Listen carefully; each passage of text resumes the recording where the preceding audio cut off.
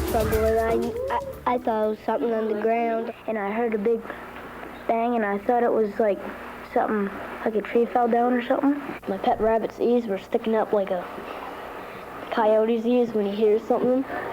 He was wicked scared.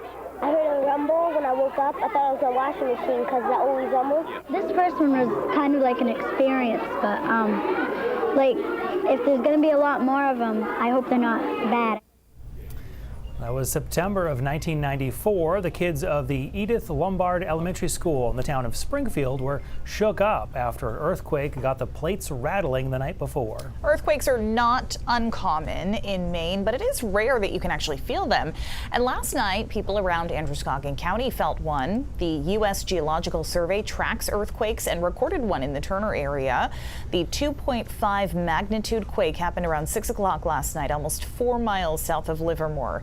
Some people tell us they felt it in places like Leeds and Buckfield as well. The U.S. Geological Survey is still collecting information about the earthquake. Now, while Maine does have a fault line, the Norumbega Fault, it's really not much of a factor in earthquakes here. The last time that was active was hundreds of millions of years ago.